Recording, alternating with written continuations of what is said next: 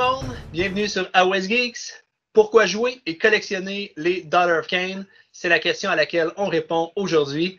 Alors Yann, tu es un joueur Daughter of Cain, alors tu vas nous expliquer pourquoi ton amour pour cette faction-là. Oui, ben d'abord pour Moratti. Moratti, à elle seule, nous donne envie de collectionner cette faction-là. C'est une des plus belles pièces du jeu. On l'a d'ailleurs placée au deuxième rang de notre top 10 des plus beaux behemoths de Age of Sigmar, donc pour sa version de Shadow Queen. C'est aussi une pièce vraiment puissante sur le champ de bataille. Donc Moratti ne peut subir que 3 blessures par tour, comme on le sait. Elle est aussi extrêmement agressive comme monstre, mais c'est aussi une magicienne qui lance 3 sorts par tour avec un bonus de +1. Donc, elle a vraiment un impact significatif sur le champ de bataille. Et donc, on sent vraiment que c'est une déesse lorsqu'elle est sur le champ de bataille. Clin d'œil à l'Ariel. Je me permets juste une petite parenthèse. C'est vraiment le fun parce que il y a d'autres dieux qu'on peut jouer à Age of Sigmar, mais c'est tellement triste de les voir partir au tour 1 parce que l'adversaire nous les a tirés ou parce que, bon, peu importe, on a une mauvaise charge, une Alpha Strike tour 1. À la Moratti, tu sais que quand tu la joues, tu vas la jouer pendant plusieurs phases. Fait que ça, c'est vraiment intéressant. Oui, on est certain qu'elle ne meurt pas avant la fin du deuxième Battle Round, et ça, c'est si tout va mal. La deuxième raison, en fait, pourquoi j'aime beaucoup les Daughters of Cain, c'est à cause de leur style de jeu. D'abord, dans leur style de jeu, c'est que c'est une armée qui est complexe à maîtriser. C'est une armée qui dépend énormément de ses synergies, de ses buffs, donc avec des bulles d'action, des buffs, dépend beaucoup de ses personnages. Donc, c'est une armée qui va nécessiter des déplacements puis des positionnements vraiment intelligents, calculés, planifiés.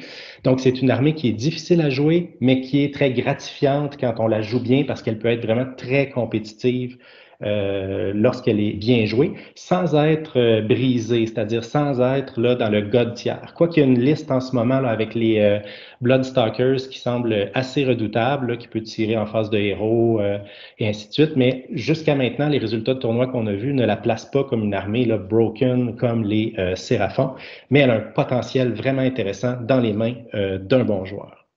L'autre chose dans le style de jeu aussi, c'est le fait qu'elle puisse être compétitive dans toutes les phases du jeu. En Daughters of Cain, on a des très bonnes magiciennes. J'ai parlé de Moratti en introduction, avec des très bons sorts comme Mind Razor. On a aussi des prières et des très bonnes prières comme Catéchisme du meurtre. Donc, on est très actif dans la phase de héros. Dans la phase de mouvement, c'est une armée qui a quand même un bon mouvement, surtout pour une armée d'infanterie. Par exemple, les Witch Elves ont 6 pouces de mouvement, mais elles ont nativement la course et charge.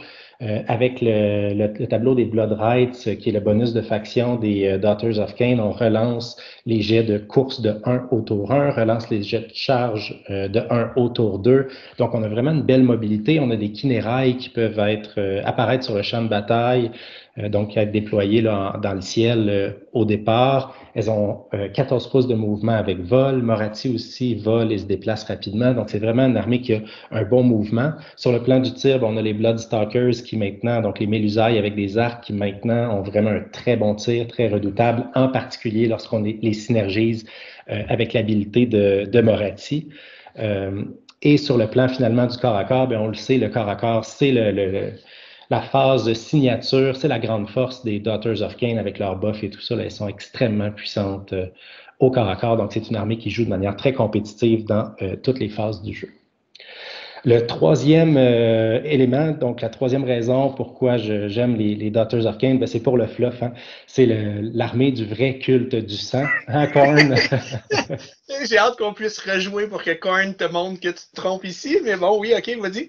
Dans l'état actuel des Battle Tomes, je pense que je donnerais l'avantage aux Daughters of Cain contre Khorne. On leur souhaite vraiment un nouveau Battle Tome bientôt à Khorne. Donc, comme je disais, les Daughters of Cain sont le vrai culte du sang. Mais ce qui est intéressant, c'est qu'elles sont vraiment tolérées dans l'ordre. Donc, c'est une faction qui fait partie de l'ordre. Elles font partie des cités de Sigmar, c'est-à-dire que dans le fluff, elles vivent même dans les cités de Sigmar, pas seulement dans leur temple, mais elles sont vraiment tolérées, hein, parce que c'est pas une faction qui est bonne, c'est pas une faction good du tout. Elles font partie de l'ordre simplement parce qu'elles combattent le chaos et elles y sont tolérées. Et on verra à quel point elles vont continuer à y être tolérées là, avec la trahison de Moratti qui a pris contrôle de Anvilgard dans le dernier Broken Realms.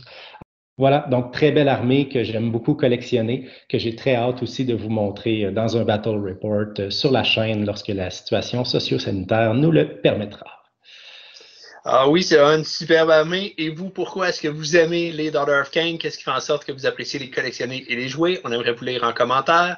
Si vous avez aimé la vidéo, n'hésitez pas, laissez-nous un petit pouce en l'air, ça fait toujours plaisir. Et sur ce, bon Wargaming.